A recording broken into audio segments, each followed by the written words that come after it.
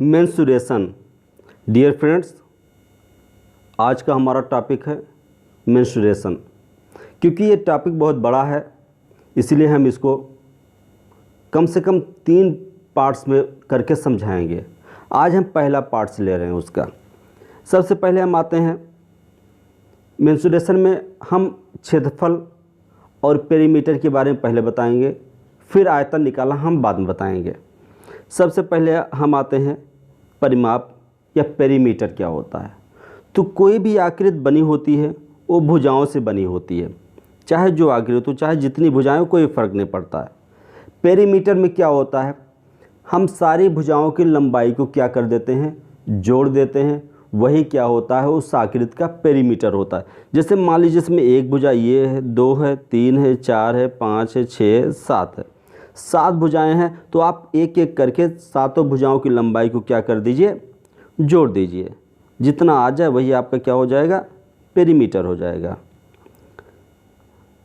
अब उम्मीद करते हैं आपको पेरीमीटर समझ में आ गया होगा। पेरीमीटर में कुछ नहीं करना है, सारी भुजाओं की लंबाई को जोड़ना है बस। कहीं कहीं सब जब भुजाओं की लंबाइयों में कुछ संबंध होते हैं तो एक नए फार्मूले में डेवलप हो जाते हैं और उसके आधार पर पेरीमीटर निकाला जाता है। और जब मान लीजिए लंबाइयों में कोई संबंध नहीं तो सारी लंबाइयों को आपस में जोड़ना ही पड़ेगा पेरीमीटर निकालने के लिए। अब दूसरा आता है क्षेत्रफल।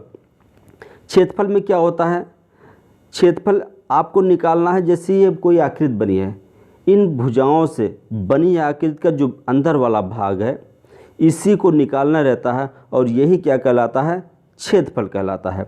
यानी किसी आकृति का उसके सभी भुजाओं से घिरे हुए तल को, यानी जो तल है, क्या कहते हैं, उस आकृति का क्षेत्रफल कहते हैं। क्षेत्रफल की इकाई हमेशा क्या होती है, वर्ग में होती है। वर्ग मतलब स्क्वायर में होती है। जैसे वर्ग मीटर यानी मीटर की पावर 2 या सेंटीमीटर स्क्वायर या किलोमीटर स्क्वायर, हमेशा वर्ग किस में होता है, हमेशा क्षेत्रफल किस में होता है, वर्ग में होता है या स्क्वायर में होता है, या आप कह सकते हैं पावर 2 में होता है। आप जो भी यार कहना चाहें उसको कह सकते हैं। अब उसके बाद हम आते हैं सबसे पहले त्रिभुज के बारे में। त्रिभुज क्या होता है, नाम से क्लियर है। ट्रायंगल यानी जिसमें 3 एंगल हो उसको ट्रायंगल कहते हैं। या आप कह सकते हैं त्रिभुज यानी ऐसी आकृति जो 3 भुजाओं से मिलकर बनी हो उसको क्या कहते हैं, त्रिभुज कहते हैं। लेकिन आकृति 3 भुजाओं से मिलकर बनने का मतलब ये है कि 3 भुजाओं से मिलकर बनी बंद आकृति त्रिभुज कहलाती है। अगर वो आकृति खुली हो गई तो वो त्रिभुज नहीं कहलाएगी। जैसे मान लीजिए एक आकृति बना दिया मैंने, ये भी वास्तव में 3 भुजाओं से बना है, लेकिन ये आकृति यहाँ क्या है, खुली है। अगर खुली आकृति है तो त्रिभुज नहीं होगी।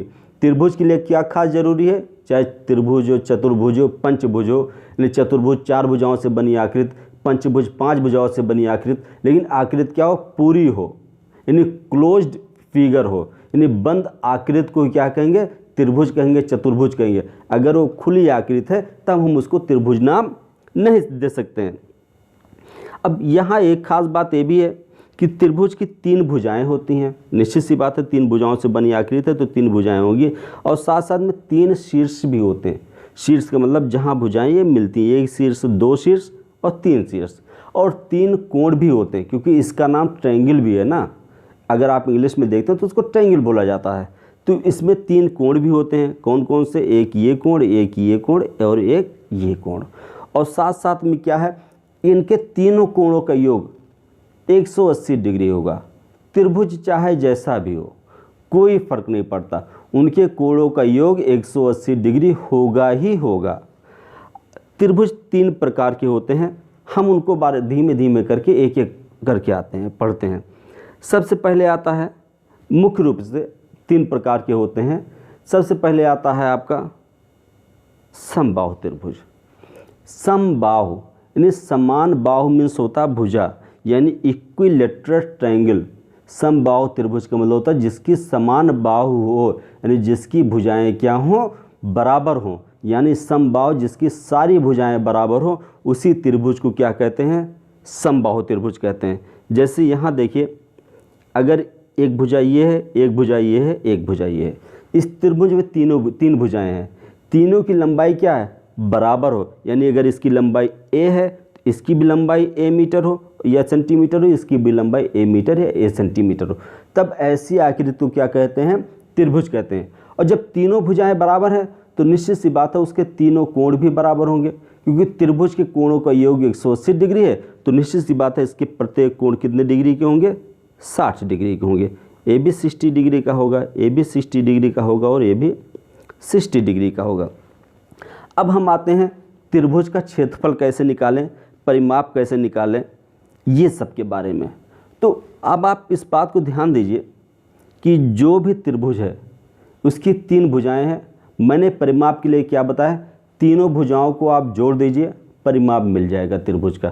त्रिभुज की तीनों भुजाएं बराबर हैं, ए हैं, तो परिमाप क्या होगा? a प्लस ए प्लस ए, यानी a को 3 बार जोड़ दीजिए, a प्लस ए प्लस ए, तो 3a जोड़ दिया तो आपका कितना आ गया? 3a आ गया। यही क्या होगा?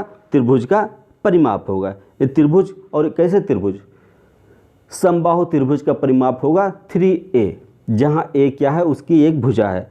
अगर आप उसका क्षेत्रफल निकालते हैं तो क्षेत्रफल निकालने के लिए आप याद ध्यान दीजिए त्रिभुज बना कैसे? भाई त्रिभुज बना है ऐसे, और ये इसका लंब है। तो यहाँ किसी भी, चाहे त्रिभुज हो चाहे चतुर्भुज हो, उसके क्षेत्रफल बराबर क्या होता है? आधार गुणे लंब, आधार गुणे लंब। अगर आप यही निकालना जान गए तो त्रिभुज या चतुर्भुज का क्षेत्रफल आसानी से मिल जाएगा। अंतर क्या है? जब त्रिभुज का क्षेत्रफल निकालना है तो आधार गुणे लंब का आधा कर देते हैं, और जब चतुर्भुज का क्षेत्रफल निकालना रहता है तो आधार गुणे लंब ही करते हैं। यानी कुल मिलाकर अगर उसी बेस का त्रिभुज बना है और उसी बेस का चतुर्भुज बना है तो चतुर्भुज का क्षेत्रफल क्या होगा? त्रिभुज का 2 गुना होगा। अब यहाँ देखिए, जैसे त्रिभुज है इसकी तीनों भुजाएं बराबर हैं। मान लीजिए ए है, ए भी है और ए भी है, तो निश्चित सी बात है अगर ए है तो इसका आधा कितना होगा? हाफ ए होगा। तो आप क्या देखिए, यहाँ त्रिभुज का क्षेत्रफल होता है 1/2 आधार गुणे लंब। अब सबसे पहले आप, आधार तो ए ही है क्योंकि ए पर ही लंब पड़ रहा है, आधार निकालने की कोई जरूरत नहीं। अब आप ये देखिए लंब कैसे निकलेगा आपका। तो लंब में आप क्या करना पड़ेगा? एक भाग ले लीजिए और इसमें पाइथागोरस प्रमेय लगा दीजिए। तो क्या हो जाएगा? मान लीजिए लंब h है, तो h² बराबर हो जाएगा आपका कितना? a² माइनस a/2 का होल स्क्वायर। अब यहीं से आप h की वैल्यू निकाल लीजिए। h बराबर क्या हो जाएगा? अंडर a² मतलब a² अपान a/2 का होल स्क्वायर। तो ये कितना हो जाएगा? ये हो जाएगा 4a² माइनस a² अपान 4। और इसी को सॉल्व कर लीजिए, आपको h की वैल्यू मिल जाएगी। h की वैल्यू हो जाएगी कितना? 1/4। 4 को आप जब बाहर निकालेंगे तो रूट से तो 1/2 हो जाएगा, और ब्रैकेट में क्या बचेगा? √3 a²। या आप इसको ये भी कह सकते हैं √3/2 इंटू a। अब आप इसी को क्या करिए, यहाँ रख दीजिए। देखिए आपका क्या आता है, ये आ जाएगा आपका कितना? 1/2 इंटू √3/2 a² इंटू मतलब a इंटू a या a², ये हो जाएगा कितना? √3/4 a²। देखिए वही तो आ रहा आपका त्रिभुज का क्षेत्रफल, √3/4 भुजा स्क्वायर, भुजा का मतलब a। ऐसे देखिए समबाहु त्रिभुज का परिमाप भी मैंने बता दिया, और ऐसे शीर्ष पर डाले गए लंब की लंबाई मैंने बता दी, यानी शीर्ष बिंदु से डाले गए लंब की लंबाई कितनी होती है ये भी मैंने आपको बता दिया, ये कितना होता है। ठीक है, अब आप आगे आइए, यही है डाले गए लंब की लंबाई इतनी होती है। अब हम इसको आगे करते हैं। देखिए अब हम दूसरा त्रिभुज लेते हैं। दूसरा त्रिभुज क्या है? समद्विबाहु त्रिभुज या आइसोसेलेस ट्रायंगल। इसमें क्या है? ऐसे जैसे नाम से समद्विबाहु, यानी जिसकी 2 भुजाएं बराबर हों, ऐसे ट्रायंगल को क्या कहते हैं? समद्विबाहु त्रिभुज कहते हैं। तो निश्चित सी बात है 2 भुजाएं बराबर हैं। ये जैसे ही त्रिभुज बना, इसकी ये भुजा और ये भुजा क्या है? बराबर है, और ये भुजा क्या है? थोड़ी सी अलग है। अगर आपको इसका क्षेत्रफल निकालना है या इसका पेरीमीटर निकालना है या डाले गए शीर्ष पर लंब की लंबाई निकालना है तो आप इसको कुछ भी आसानी से निकाल सकते हैं। और यहाँ एक बात ध्यान दीजिएगा, यहाँ मिसप्रिंट हो गया, यहाँ 4 लिखा था उसको 2 मान कर चलिएगा आप, यानी √3/2 इंटू भुजा, यही होती है क्या, शीर्ष बिंदु से डाले गए लंबी की लंबाई, यानी ये वाली लंबाई। अब देखिए हम आगे बढ़ते हैं। यहाँ क्या है, सबसे पहले आप देखिए इसका क्षेत्रफल इतना कैसे आता है, या आप ये देखिए इसका पेरीमीटर इतना कैसे होता है और लंब की लंबाई इतनी कैसे होती है। तो सबसे पहले हम आते हैं समद्विबाहु त्रिभुज का परिमाप निकालना है तो सारे साइड से जोड़ दीजिए, यानी a + b यानी 2a + b, साफ साफ दिख रहा है 2a + b आ गया, यही इसका क्या है, परिमाप है। अब हम आते हैं इसका क्षेत्रफल कितना होगा। तो क्षेत्रफल के लिए मैंने आपको क्या बताया, क्षेत्रफल बराबर होता है 1/2 यानी आधार या बेस कह दीजिए इंटू हाइट। आपको यहाँ बेस क्या है, b दिया हुआ है, ये मान लिया गया है कि ये भुजा कितनी है, b से ही लंब डाला गया है। तो जब b से लंब डाला गया है और निश्चित सी बात है ये भुजा और ये भुजा क्या है, बराबर है, तो ये आपका क्या होगा, ये जो बिंदु एकदम बीच में होगा, और बीच में होगा तो निश्चित सी बात है ये लंबाई और ये लंबाई क्या होगी, बराबर होगी। क्योंकि अब जैसे ये लंबाई और ये लंबाई दोनों बराबर है तो h बराबर क्या हो जाएगा, h बराबर हो जाएगा आपका h² बराबर हो जाएगा आपका a² माइनस b/2 का स्क्वायर। अब इसी को सॉल्व कर लीजिए, जितना आ जाए वही आपका क्या हो जाएगा, h² हो जाएगा। ये आपका आ जाएगा कितना, h² बराबर a² यानी 4a² माइनस b² अपान 4 का अंडर रूट।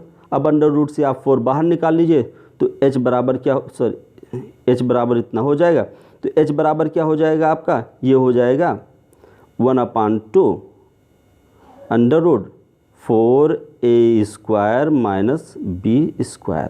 अब यही h का मान ले जाकर आप यहाँ रख दीजिए, देखिए आपको क्या मिलता है। तो आप ये देखेंगे कि जो ये फार्मूला दिया हुआ है बिल्कुल वही मिल रहा है। तो निश्चित सी बात है समद्विबाहु त्रिभुज का क्षेत्रफल क्या होता है, b/4 ब्रैकेट में under root 4a² minus b²। देखिए रख दिया आपने, यहाँ क्या हो जाएगा हाफ b, और निश्चित सी बात है यहाँ 1/2 आया है तो 1/2 हो जाएगा, और ब्रैकेट इधर क्या हो जाएगा रूट में, ये हो जाएगा 4a² माइनस b²। तो ये हो गया, 2 से 2 मल्टीप्लाई कर दिया तो हो जाएगा b/4 root 4a² minus b²। यही क्या है, समद्विबाहु त्रिभुज का क्षेत्रफल है। अब आपको क्या करना है, लंब निकालना है। तो देखिए मैंने लंब निकालकर पहले ही बता दिया, कितना, 1/2 bracket under root 4a² minus b²। यही क्या है आपका लंब आ रहा है, under root 4a² minus b²। अब हम आगे बढ़ते हैं, आते हैं तीसरे त्रिभुज पर। तीसरा त्रिभुज क्या है, विषम बाहु त्रिभुज, यानी यह स्केलन ट्रायंगल, यानी ऐसे त्रिभुज जिसकी एक भी भुजा बराबर ना हो, यानी तीनों भुजाओं की लंबाई क्या हो, अलग अलग हो, ऐसे त्रिभुज को क्या कहते हैं, विषम बाहु त्रिभुज। तो ऐसे त्रिभुज में भी आपको क्या करना है, अगर क्षेत्रफल निकालना है, मान लीजिए आपकी ये लंब दिया हुआ है यानी परपेंडिकुलर डिस्टेंस दी हुई है, तो आपका क्षेत्रफल क्या हो जाएगा, 1/2 a इंटू h हो जाएगा। और मान लीजिए ना दिया हो, अगर मान लीजिए h का मान ना दिया हो तो आप इस फार्मूले से निकाल सकते हैं ट्रायंगल का एरिया। क्या होता है, अंडर रूट s ब्रैकेट में s minus a, s minus b, s minus c, जहाँ s बराबर क्या है, a plus b plus c/2। इस बात को ध्यान दीजिएगा। और a plus b plus c क्या है, ये है परिमाप, यानी परिमाप का आधा ही क्या होता है, s होता है। और ये फार्मूला भी आसानी से ड्राइव किया जा सकता है, लेकिन बशर्ते क्या है कि आपके उतने काम की चीज़ नहीं, इसलिए उसका डेरिवेशन हम यहाँ नहीं बता रहे हैं, जबकि इसको भी आसानी से ड्राइव किया जा सकता है और एस की वैल्यू और या ट्रायंगल के एरिया कैसे निकाला जाता है ये याद हो सकता है। तो निश्चित सी बात है, आप इतना याद करके चलिए कि जो एस की वैल्यू होती है यानी जो एस का मान होता है वो पेरीमीटर का आधा होता है। और क्षेत्रफल क्या होता है ट्रायंगल का, तो क्षेत्रफल होता है अंडर रूट एस एक बार ब्रैकेट में एस माइनस ए, फिर एस माइनस बी, फिर एस माइनस सी। अब हम आते हैं समकोण त्रिभुज। समकोण त्रिभुज, यहाँ कोण की बात है यानी राइट एंगल ट्रायंगल, यानी ऐसा त्रिभुज जिसकी एक कोण 90 डिग्री का यानी राइट एंगल हो। राइट एंगल वो एंगल होता है जो 90 डिग्री के बराबर हो, यानी ऐसा त्रिभुज जिसका एक कोण 90 डिग्री का हो, ऐसे त्रिभुज को क्या कहते हैं, समकोण त्रिभुज कहते हैं। और जो ऐसे त्रिभुज होते हैं वो आइसोसेलेस भी हो सकते हैं, इक्विलेटरल भी हो सकते हैं, यानी वो समबाहु त्रिभुज भी हो सकते हैं, विषमबाहु त्रिभुज भी हो सकते हैं, समद्विबाहु त्रिभुज भी हो सकते हैं। यानी जो समकोण त्रिभुज है वो तीनों प्रकार के हो सकते हैं, बशर्ते क्या है, जैसे उसमें जैसे यही देखिए इसकी ये लंबाई ये लंबाई, निश्चित सी बात है देखने में बराबर नहीं लग रही है। तो जब बराबर नहीं लग रही तो निश्चित सी बात है समविबाहु त्रिभुज ही होगा। और ये भी बात ध्यान दीजिएगा, ये कभी भी समबाहु त्रिभुज नहीं हो सकता है, यानी कुल मिलाकर इक्विलेटरल ट्रायंगल कभी भी नहीं हो सकता। क्योंकि इक्विलेटरल ट्रायंगल की क्या खास बात है कि उसका एक कोण 60 डिग्री का आता है, तीनों कोण एक एक कोण 60 डिग्री का आता है, जबकि इसमें साफ साफ कहा दिया जा रहा है कि एक कोण 90 डिग्री का है। तो इसका मतलब अगर कोई आइसोसेलेस ट्रायंगल मतलब कोई समकोण त्रिभुज है तो या तो वो समद्विबाहु त्रिभुज होगा या विषमबाहु त्रिभुज होगा, कभी भी वो समबाहु त्रिभुज नहीं हो सकता है। अब हम आगे आते हैं इसका क्षेत्रफल। तो निश्चित सी बात है, आप इसको देख रहे हैं अगर ध्यान से देखिए तो ये तो अपने आप परपेंडिकुलर होता ही है।